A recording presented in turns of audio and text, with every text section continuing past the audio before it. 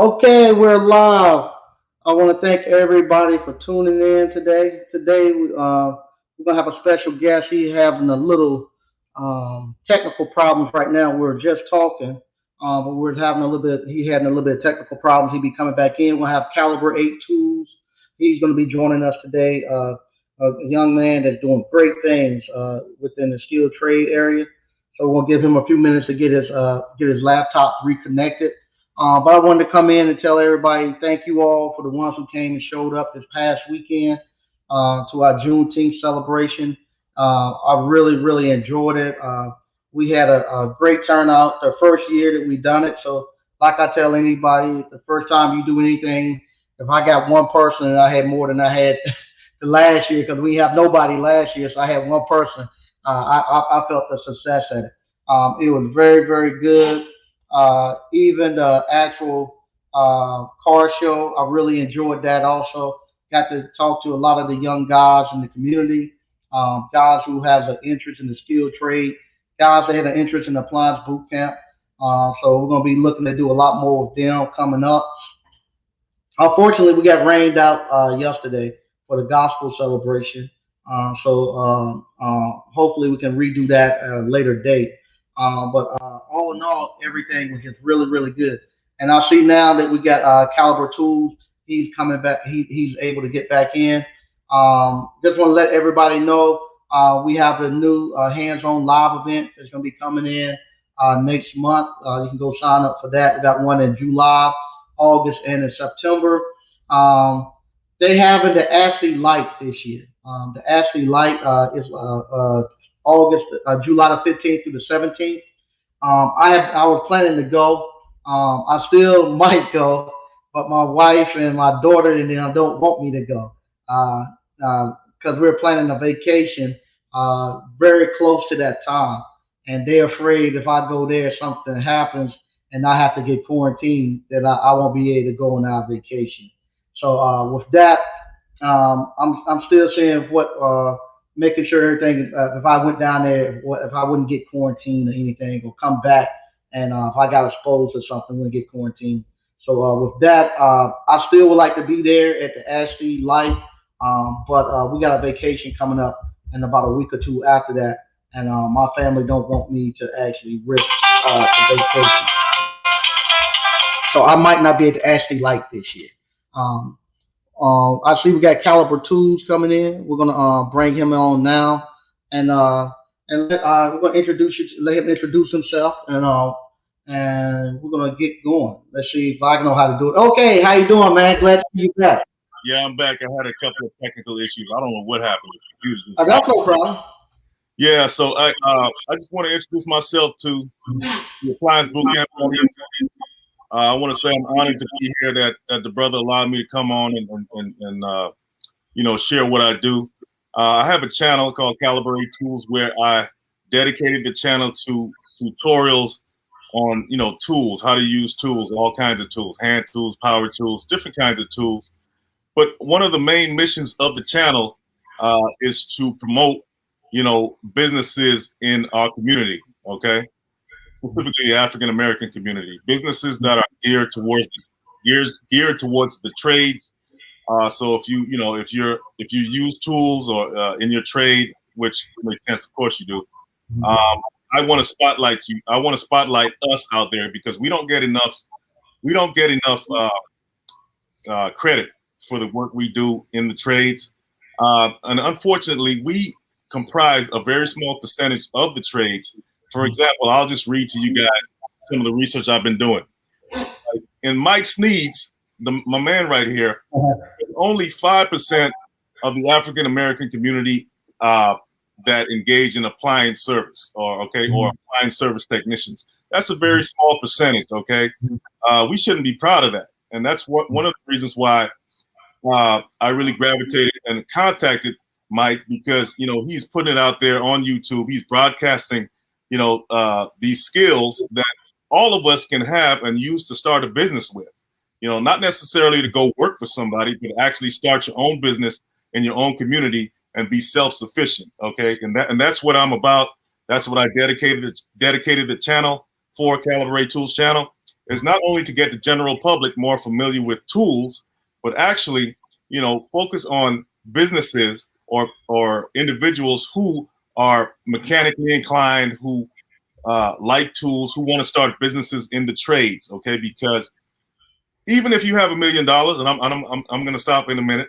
Even if you have $1 million, okay, a community cannot thrive when they have to hire out, to build the infrastructure of that community. You hear a lot of talk about Black Wall Street right now, and all the towns that were destroyed as a result of, discrimination and racism and all that. Well, who's going to build those towns? Who's going to build those towns back? Right? We're crying about it. We should be the ones, okay? We should be the ones to build our own communities and resurrect these, great communities that we had in the past. And we can't do that if our young men or our men, period, don't have the skills to do that. We shouldn't have to call other cultures to come in and fix things and build things because they don't have our best interests at heart. Let's be honest about it, okay? We have to focus on, we have to focus on learning these skills again, okay? Pushing these skills, all right? It's not always about trying to be an athlete or an entertainer or all that. That's not going to get us anywhere as a people, as a nation. So we need to concentrate on learning these skills again, and that's why I created the Caliber8 Tools channel. I am by no means a master and all. I've been driving trucks for about 20 years, so I'm familiar with tools, fixing on trucks and stuff like that. And like I was telling Mike before, before the show started, I like inventing. Okay, so I was always attracted to inventing and making things with my hands. So that's one of the reasons why I created the channel as well. Okay, so we do have other options. Okay, so that's what I'm about.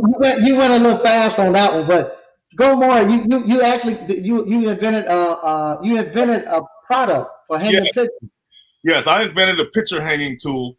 It's a simple tool that allows you to hang pictures on the wall. And one thing about inventing, okay, anything you see out there, it's not original, right? So I made an improvement on a product that was already out there, but that improvement will count as an original invention if you make a small improvement that nobody's done before. So that's pretty much what an invention is. So let me move the camera here. This is a poster of it right here. See the lady hanging the picture on the wall with the. There you go. Great. So it's called the Exact picture hanging tool. Let me tell you guys a little story about that. Business is cutthroat. I'm sure Mike. I don't know if Mike talked about that yet, but when you get into business, whether you're selling a product, whether you have a service-based business, it's always somebody who wants to undercut you or take you out of the game, right? And when you're creating a physical product, you can go and get your patents and your trademarks and all your intellectual property.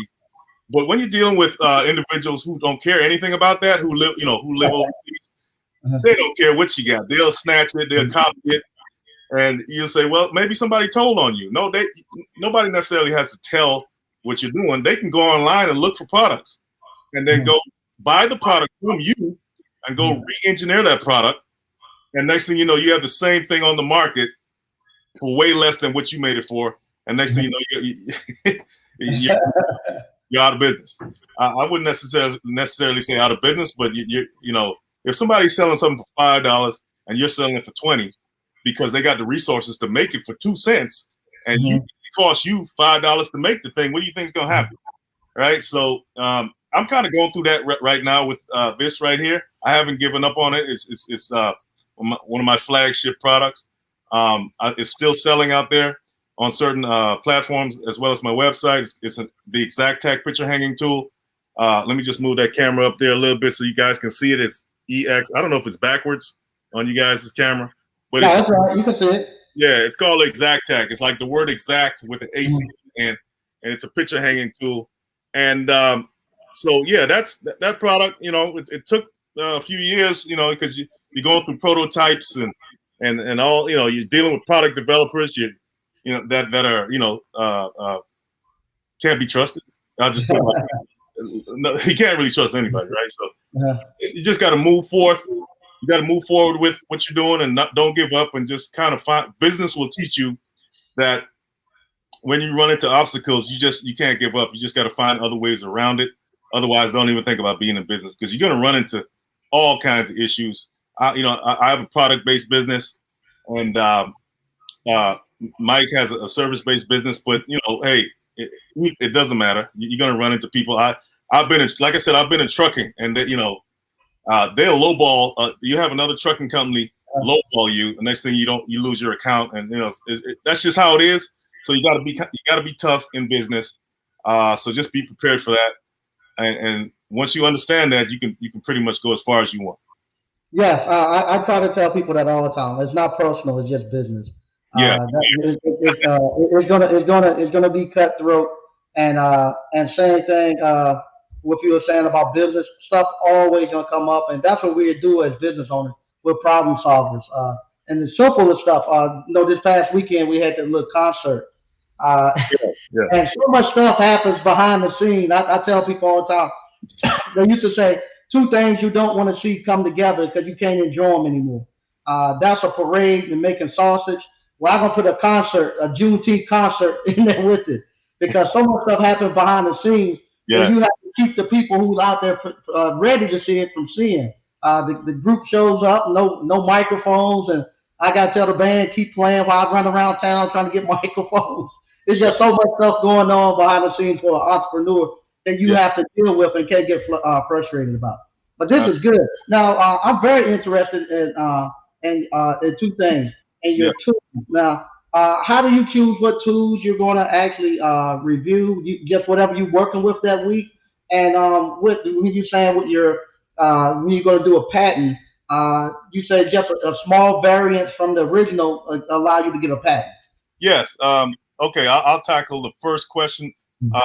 As far as what tools I use to cover on the video, that could be anything. It's just I do the research as well to see what tool is I wouldn't say trending, but I'll pick a tool and I'll see if there's interest in that tool. Okay, so I have a lot of tools lined up that I haven't done yet. But I'll just pick a tool and then, well, you've been in the YouTube game longer than me. It's the way you craft your title about whatever you're talking about that will get the interest, right? So, like for instance, like a circular saw. A lot of people use that. But if you craft your title where it doesn't get like I use a software. Do you use TubeBuddy? TubeBuddy? Yeah. No, he's a marketing genius too. He didn't tell y'all that. He's anybody want to know something about marketing? He's the guy to ask. But no, I don't. So I'm gonna write that down. You said what it's called, TubeBuddy? Yeah, TubeBuddy, and I'm giving them some free advertising. All right. Like YouTube, TubeBuddy. Yeah, so they use this tool called TubeBuddy to help you optimize your titles in your videos, right? So if you pick a subject, you can play around with the words in the title, and it has a gauge to say that's a good, bad, good, and then very good, and that you can mess around with the words in your title, and if you get like a good or very good, you probably want to go with that one, right? Instead of just trying to come off the top of the head and put a title down. And okay, so if you optimize your title, and they call it SEO, search engine optimization, has to do with tags and certain keywords and stuff like that. You will optimize your chances of people coming to your video or searching or finding you in the algorithm. So when I find a tool that I want to talk about, it could be any random tool, right, that I'm interested in that day or that week, and say I'm going to talk about it. But once again, if you craft your title correctly using the software instead of just guessing, so all that does TubeBuddy is it helps you. It helps you optimize your title. And they have other ones other than TubeBuddy, but that's the one I use. So I'll just pick a random tool, mess around with the title, and see what the gauge says, and I'll go with that. But so I don't necessarily have a it's random. I'll pick any tool. The reason I asked that, I've been telling people about your channel and that you're coming on, and I had several people who are doing projects, and they said, "Think you could do a review on this tool? I gotta go buy it next weekend to do a project." I said, I don't know. Maybe you have a way you can request a review. Yeah, absolutely. Yeah,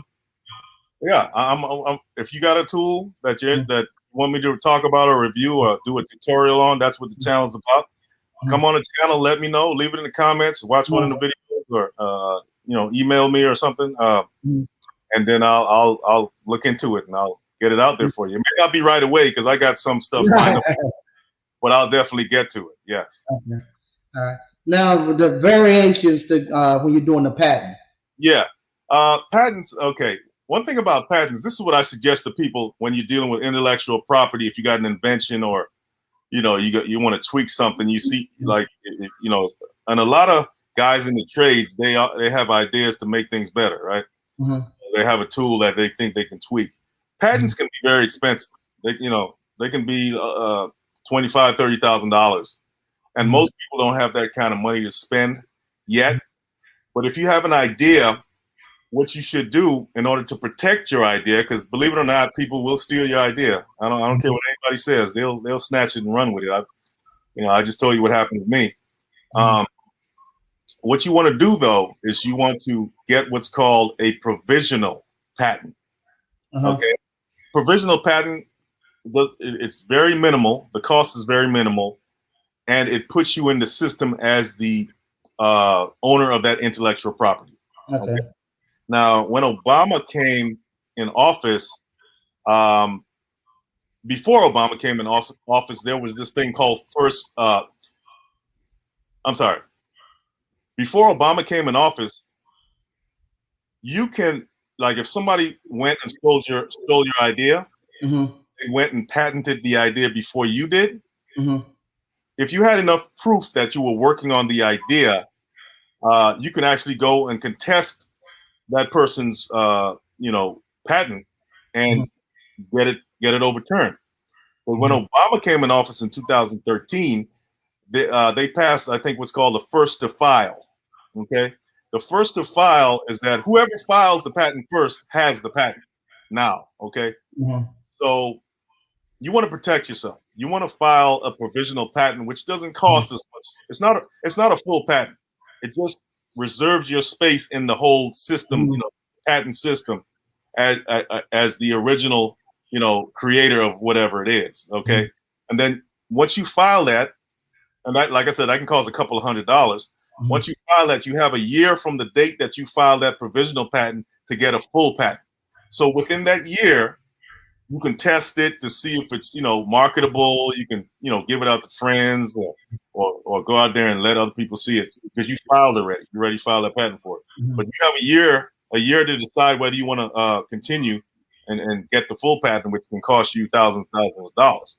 So you can do all the market research and everything within that year to say, okay, this thing is a go, and then you can go file the full patent. So if you don't have a lot of money, go get a provisional patent if you have an idea, and it doesn't cost that much, and then go from there.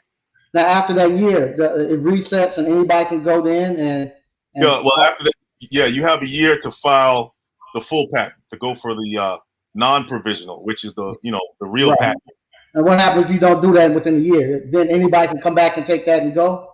Yeah, you pretty much lost your rights there. Okay. So you have a year. Yeah. The reason I asked that, we have a lot of tools and a lot of equipment that we're using that's specific for our trade that hasn't had patents on. I know one of them has a provisional, like you said, and it's coming up on that year. And a lot of our ABC alumni are actually looking to make improvements on it and stuff, and looking to do their own thing. And that was one of the things that I said I didn't know. I had never done a patent before, but that was something that they were very interested in. So I knew one of them had a provisional. The other ones don't have a patent at all. No provisionals on anything. Yeah, sometimes, a lot of times, there are a lot of products out there that don't even have patents at all. But if you want to protect it, if you create something, you put all this blood, sweat, and tears into something, and you want to create something, because and possibly and be recompensed if somebody takes it. You need to show that you need to have the documentation to show that you are the original creator, and that's what a patent is for you. It just protects you against these things that can happen. You can get reimbursed monetarily for any damages from people stealing intellectual property. So that's pretty much what that's all about. Yeah. Okay. Now, how did you get into the skilled trades? I know you're a truck driver. We have a bunch of truck drivers running into Appliance Boot Camp. But how Yeah. did you get into the actual skilled trades? Truck driving is considered a skilled trade, but Yeah. the actual working with your hands and repairing stuff. Yeah. Well, I like I said, I started inventing. I was always out with my pops when he was around working on stuff. You know what I mean? He was an accountant, but he was very good with his hands. So back when I was a kid, I was always out. I was the only one out of 7 kids out there in the garage on the back house with him working on stuff. I always had that penchant for building stuff, innovating things. Yeah, and then later on in life, I got into trucking. If you don't know, if you're a truck driver, you got to be a mechanic too. You got to be you got to learn how to fix on stuff. You're taking brake drums off, fixing on the engine. You're doing all the stuff with tools, right? And then when I got into inventing, I found myself in a lot of machine shops, right, making prototypes. So I learned to appreciate that skill set as well. And so, no, I'm not a plumber. I'm not any of those things. I dipped and dabbed in things, the different trades myself. But as far as like actually being a professional plumber or appliance repair technician, no. But I've fixed all those things. I'm not necessarily certified for those things, but I've done that. I just have an appreciation for tools. I have an appreciation for trades. Is that you? Oh, okay. Okay, go ahead. Sorry. You good? And that's pretty much how I got into it. That's how the channel was started because, like I said, I saw a need in our community, and I think if we like the things Mike is doing in Appliance Boot Camp, that's actually a dream of mine to actually do someday myself. And I figured, well, the only way I can do that right now is on my YouTube channel, and do it that way, reach thousands of people to kind of introduce them to tools, to introduce them to the trades, and I see in the comment section that motivates me, man, because a lot of people learn the stuff, they're things they didn't know already, and that's what motivates me to do it right now. That's great. That's great. Now, have you noticed any of the young guys coming up now that's looking at your channel, getting involved in it? Because, like I said, this past weekend we had the car show, and I was actually surprised how many young guys were there. They was working on their cars and learning how to do wraps and just tinkling with their cars. I was really happy to see them out there with their hoods up again, talking about mechanical stuff. Yeah, it's I meet a lot of people because I promote the channel face to face. I like to go out there and talk to them. I like to talk to people face to face, let them know what I'm doing. You can call it guerrilla marketing or whatever you want to call it. But I like talking to people. I approach a lot of people, I wouldn't say on a daily basis, but almost every day promoting the channel. And I run into a lot of young guys. Some of them are already skilled. Some of them are, like welders and HVAC guys and guys that are training, going to school right now.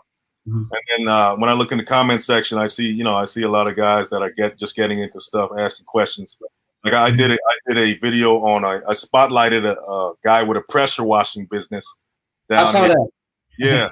And he got a couple of comments in there like, oh, how can I get in touch with this guy? And I got a business I'm starting up myself.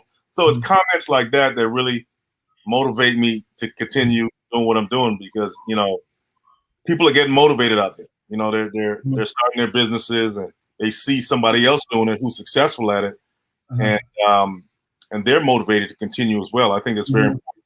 So that's the kind of kick I get out of it, is reading the comments and people who are actually on that path already, and they're getting, they're learning something new from a guy who's not even the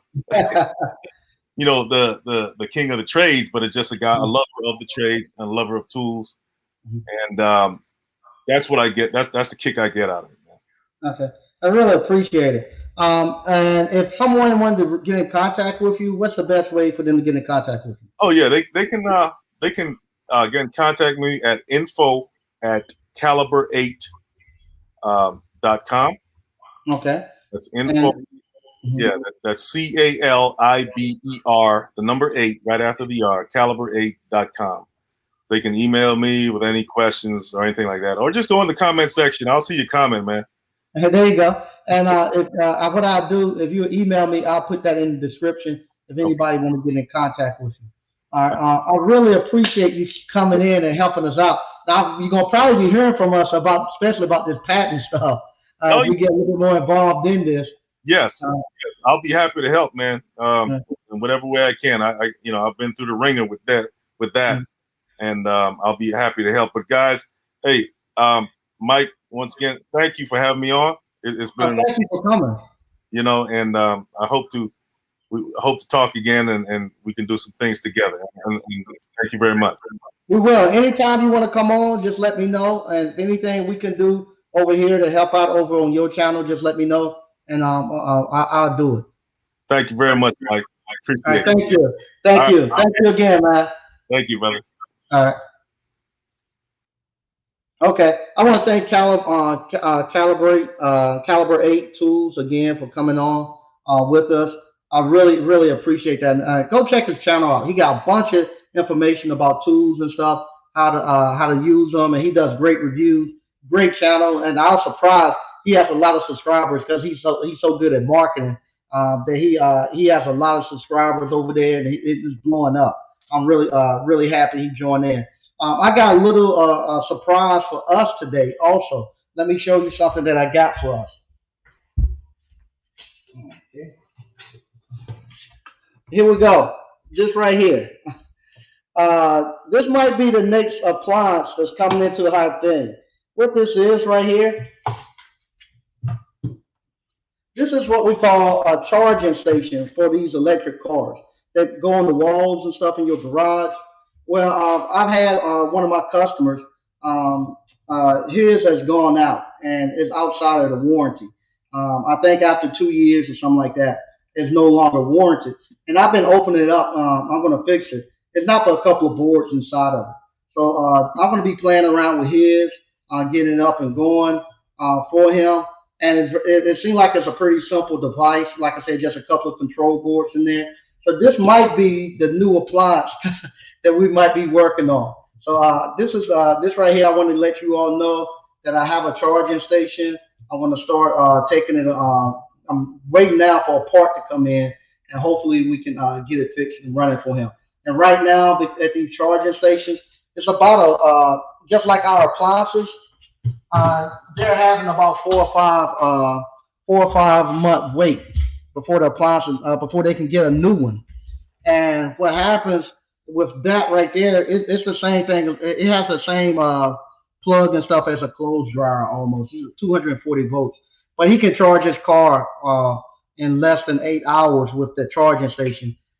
If he doesn't have that charging station, it's going to take him to get a full charge. I think he told me to take about 40 hours on 120 volts. So that's what I'm working with right now. I've taken it apart. It doesn't seem complex at all. Something that I can fix, and something that if I can get the parts, I can fix it. I'm gonna find out how you get the parts, show you all how you test them and everything. So I think that right there, is going to be something that we can add on to our actual repertoire of things that we can do. So I want to show you all that. That's what I'm working on this week and putting that back together. I'm going to read a little bit what we got going on in the comments. And I'm going to be honest with you all. I am tired. This past week was really got me. So I'm tired, and I'm going to read some of the comments. Then we're gonna slide out of here. All right, Greg B, what's good, Mike and ABC fam? Hey, what's going on? Erwin, what's up, Mike and family? Hey, how you doing? SQ Services LLC, what's up, family? Sean C, good evening, Mike and ABC fam. Hey, how you doing? Picture Man 63, good evening, Mike and ABC family. Hey, how you doing? Okay. Yep, he's definitely been a good job. Yeah, he's good. He's a good guy. Great information and great knowledge that he gave to us. Hey, what's up, Mr. Mechanical? All right. Engineering appliance repair. It's very cutthroat in appliance repair. Vulture's calling every day. Yes, it is. All right. Frank Evans hit that like button. Hey, how you doing, Frank? Thanks. I appreciate that. My apps. What's up, Mike and ABC fam? Hey, how you doing? Jaden's channel. Hey, how you doing, Jaden's? Saying what's up, ABC fam. Engineering appliance repair. Nice. What's going on? Uh, uh, Engineered appliance repair. Is there a wiring diagram in the back panel? No, it's not a wiring diagram in the back panel, but I was able pretty much to figure this one out because I can look at the components that's on there. All it is, it got a input board that brings 240 volts in, and then it sends 240 volts out.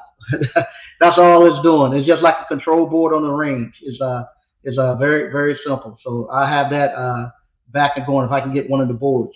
So you check it just like you would a range control board. Good tech appliance repair. Nice. Okay, thanks. Baseries. Mike, what year is your Jag? Do you buy it locally or out of state? That's a 2011, and I bought it in Charlotte. It's a company. Ah, I can't think of the name of the company now. Ah, Jesus Christ. Well, anyway, what they do, they go out and they buy special sports cars and stuff like that. They just have limited selections of special edition cars that's pretty special. They go out and buy them, and I bought it from them. I gotta think of the name of that daggone car company. It's down in Charlotte, North Carolina. Good Tech Appliance Repair ALC. Good afternoon, family. Hey, how you doing? Okay. Once again, I want to thank everybody for joining in. Like I said, this weekend I've been really pushed. Matter of fact, like I said, it rained yesterday, so we couldn't do the gospel concert. But I've been doing more than 12 hours every day ever since like Wednesday, and I'm really tired. So this is gonna be good for me to take a break a little bit earlier. We'll read a couple of these charging stations. Mike, people will take those repairs in a heartbeat. Those cars die if they're not charged frequently. This is major. Oh yeah, yeah. The guy who the customer that brought it to me, he asked me. He said, please, say I want because he told me they want for uh, one company in North Carolina that actually could fix it, and they were backed up, and he gave it to me because I was thinking when he first told me, I was thinking it was this huge thing that he was gonna bring, and I saw him getting out of his car. I said, God, no, that thing gotta be heavy. I picked it up. It don't weigh more than a vacuum cleaner. I said, can't it ain't put two boards in the thing, almost like the blender. So I went to call. We can you can fix those. And what he wants to do, what he asked me to do, he actually asked me to play with it. He got a new one on order, so he told me I could fix this one and play with it. And he asked me to teach you all. He said teach them, so nobody has to be in the situation that he's in, where now his car takes him 40 hours to repair to charge it up. So normally what he would do, he would set this thing when he got home at night and charge his car. He had full charge in the morning, and he could you can set it to actually charge at different times. So what he would do, he'll let it charge like it from like 2 in the morning to like maybe 6 or something like that during the off peak hours. So he wouldn't get charged as much electricity, but it won't charge anymore for him. So now he has to plug it into a regular 120-volt outlet instead of the 240. So when he does that, now it's taking him 40 hours. It takes 40 hours to get to a full charge, and so he's limited on where he can drive his car because he can't get to a full charge unless he can have it plugged up for 40 hours. So he would have to have it plugged up pretty much all day for 2 days to get a full charge. So he asked me, could I do that and teach you all, and so you all could get ready. He said he'd write letters to recommend us to actually be to actually repair these for people. And like I say, it's simple. And I'm actually gonna on his. They had it hardwired. I'm gonna actually put a dryer plug on there so he can actually instead of having it hardwired in there, next time it goes out, he can just unplug it and bring it to me or bring it to somebody else instead of having it hardwired and have to disconnect it. So he'll have a dryer plug on dryer receptacle on there, and then he'll have a dryer plug on his wall. It's just a 30 amp, 240 volts. Um, Robert H., what's the pros and cons of using StreamYard for your live stream? I like the StreamYard one because it's free. The free 99 is always good. I like being able to run the banners back and forth because then I can actually do a little bit more advertising. And I like that, like we have now, like your comment popping up on the screen. I like that. I like being able to pre-schedule stuff with the thumbnails. It gives you. I used to do Zoom. StreamYard gives me a lot better, a lot more options than Zoom does. I like that. Okay. Quentin Hodge. Hey, Mike and family. Hey, how you doing? All right. Engineering appliance. Yeah, they have 240 volts line splits for the dryers and charging stations sold on Amazon. Okay, yeah, that's all it is. It's just and it just two control boards in that one. Now I don't know about the Teslas, but I'm pretty sure just like any appliance, if you take it apart, you can fix any of them. Just like the appliances we have, you take it apart, you can fix it once you figure out how it goes. Robert H. Thanks. You're welcome. Um, like I say, this one is going to be a pretty short one. Because I got I'm tired. I need to get some rest, and I need to catch up because Thursday and Friday I didn't get much done for doing all the stuff that I had going on here. I didn't get much done in my businesses and stuff. And that's you keep hearing somebody text, and that's my wife asking about some questions that accountant have with our taxes. So she want to talk about that. I'm pretty sure right now too. But once again, I want to thank everybody for watching. If you would like to, excuse me, you'd like to know more about Appliance Boot Camp, you can call me on Wednesdays from 1 to 4 at 919-373-5526. Also, if you want to get the online course, you can get the online course for as little as $99 per month, or you can go online and pay for a hands-on live event. That's $1,500. We have those once a month here live in the actual Appliance Bootcamp studio, and I would love for you to do that too. Yeah, that's okay, Mr. Mechanic. Yeah, that's a power move, Mike. My coworker's son is an electrician. He was telling me he took the class to learn how to fix the charging station. Okay, yeah, yeah, it's not. From what I see, it's not hard. It's not hard at all to fix them. So once again, I want to thank everybody for actually watching. And also, I want to tell.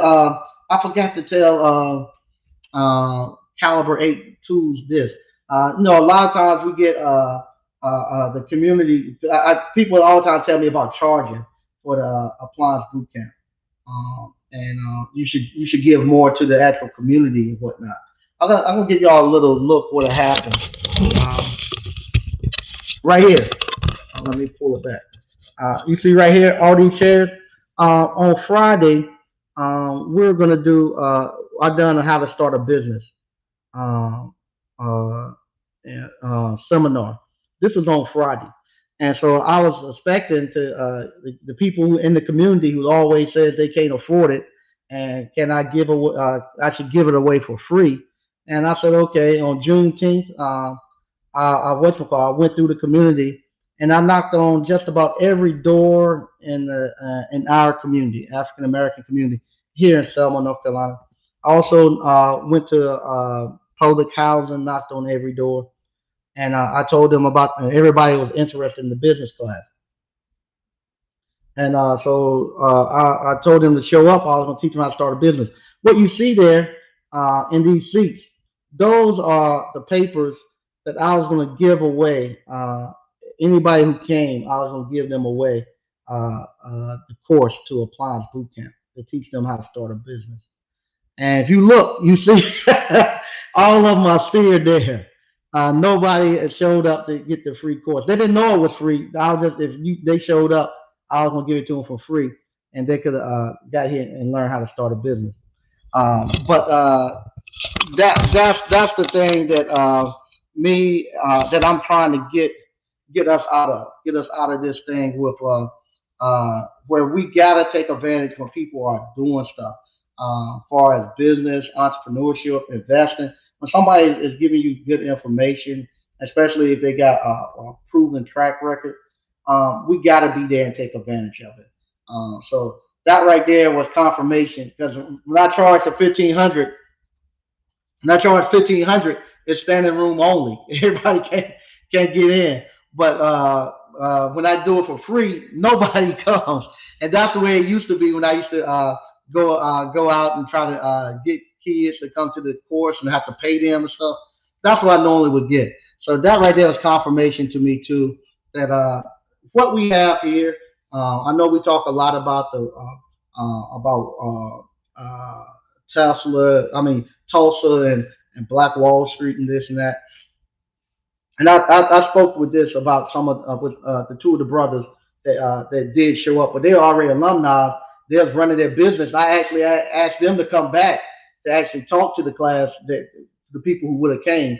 Um, uh, so I actually asked them to come back, and I was telling them, I said, look, I think right now what we're seeing here with appliance boot camp and everybody is in the chat and this and that, and not only appliance boot camp, but if you go to Erica Williams, Classic Climb, if you go to Glenn and Cameron, if you go to JT Hustles, Miss Ward, DCNF, Caliber8 tools, all of us, that's the new Black Wall Street. Um, I don't think we'll ever come back together and be able to build in one central location like we did before. It's going to be built here on the internet, where I'm here, he's out in Southern California, you all are all throughout the United States. That's going to be our Black Wall Street. I think here now there's just too many other distractions before going on that we're not able to come and get people attention long enough to actually put in the work to actually do this type of stuff. What you're saying now, yeah, WWH can't forget him. Doing great stuff. Matter of fact, I need to hit him up and talk to him again too. But yeah, because what happened right now, I don't think that we can come back and actually build a centralized location. It's just too many distractions, and right now I just don't think we can. I just don't think we can. It's just too many distractions, and um, and and just too much going on. I'll read a couple more, then I'm getting out of here. This time for real. Um, Casey Wynn, Mike, I missed the ASCII light registration. Waiting too late. I'm definitely making the 22 ASCII. I won't make that mistake again. Yeah, right now they're at full capacity, but I was going in as a vendor. They still got places for vendors, so I was going in as a vendor, so I still can get in. Um, but next year is going to be back in Tampa Bay, St. Pete. So I think with that, I might it might be better for me too because the stuff that I wanted to bring down there is not quite ready either, and I'm waiting to see if it will be ready because what I was going to do, it would have to, he haven't texted me back. What I was going to do, I was going to have to in about a week or so, I was going to have to load my stuff up and get it shipped down there. I've been waiting on that too. So there's a lot of things that's telling me maybe not this time. Aloha appliance repair. Mike, what do you think about Robert Kiyosaki cash flow game? Is it supposed to teach us how to get rich? Uh, I haven't played. I haven't played cash flow. I think it's called cash flow. I haven't played that in maybe 10, 15, 20 years. But it's a good game. It was a good game when I had played it. It was good. Um, I say Monopoly to the third power. Where are you located, good brother? I'm located in Selma, North Carolina, right outside of Raleigh, Durham. Okay, Lamar Staten, he's gonna be at Ashley Light. Okay, yeah, WWH back is good. All right, how you doing, L. Leonard? All right. Oh, Aloha Appliance Repair. Do you think we'll be okay if the United States goes into socialism? Unfortunately, the African American community, we've been living in socialism for the last 40 and 50 years. So the way our community looks, that's socialism. We live in socialism, unfortunately, for the last 40 to 50 years. No, socialism takes the desire from people to actually want to work and produce. That's what I think personally. Because what happened, they tried it so many times where they want everybody to have the same and equal. So the way I say us as African Americans, we've been in there. 70% of our families are single family homes. So you take this you take this man. He might be a high producing guy, and you're gonna tell him, okay, whatever you go make, if you married and got this family and you got this other child here, both kids gotta have the exact same, regardless of what's going on in the other person's life or whatnot. And so what happens, they'll take it, and that young lady might not want. This not all of it. I'm just talking a lot of it that goes on. The young lady might not want to work. She can actually fall back and they'll actually take more money from that guy to make that young lady and that other child live at that standard that that guy's at. And so what happened? That guy ends up saying, "I ain't gonna go to work no more because they're gonna take more money," and he stopped wanting to produce, and he go try to hide and go up under the table. And that's what happened with socialism. When you start taking the resources from somebody, from a producer, and try to give it to a non-producer, they stop wanting to produce. You don't get anything.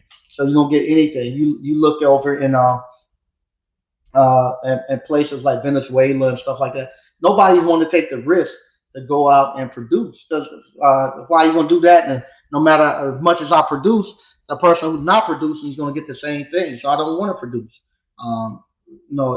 If I what you call if the buildings and stuff we're working on now, if I go out there and risk my money and take my time and my labor and invest it into a business, the building, and then once I get it up and running, the state gonna take half and give it to somebody else. I just say forget it. I'm not gonna do it. I ain't gonna get out there and do it if everybody else will get the same thing. So no, socialism is not good for us. It takes the ability and take the incentive for people to actually want to go out and do something away. That's why you go to places like in Russia and stuff like that. The innovation and stuff is pretty much gone in those places because there's no need to be innovative. If the state going to take all of it, and regardless of what, when you get to socialism, they're some of the most corrupt places you can find because now you're really gonna have a black market. The people who get it first, the government that get it first, they're gonna ration it out to their family and friends first. Then you get what's left. I get guys all the time. It's a video I got telling you how to pull appliances off the delivery trucks. People that's doing installs and stuff for Sears. And I get email every day. You shouldn't do that. You stealing from the guy who got the contract to get it. But that's what socialism is. When the rice and beans come in, the person before he gets to the supermarket, somebody can pull their share off that truck. Same thing. If those appliances that's going back to that warehouse, the ones who got the resources pulling theirs off first before you get yours, and you getting what's left.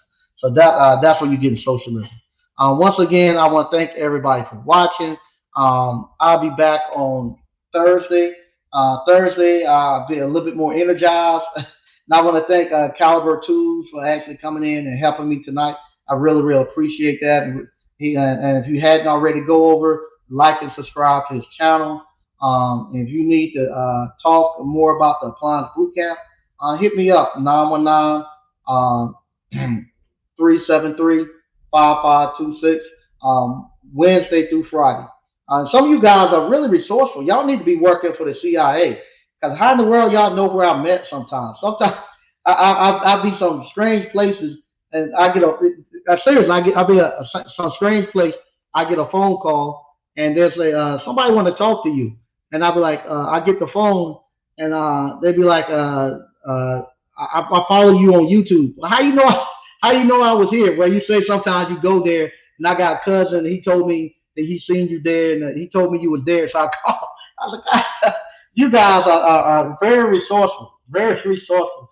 And I be wondering, I said, man, there must be something tracker on my phone where I can go someplace and show up into a store and somebody call and they ask for me and some as a YouTube subscriber. I have not figured that one out yet. But I had that happen about 3 times. I stop into some random store. It ain't random. I go there quite a bit, but I get there and next thing I know, I get a phone call. They tell me somebody on the phone want to talk to you, and I'm thinking it's somebody else, but it's a YouTube subscriber.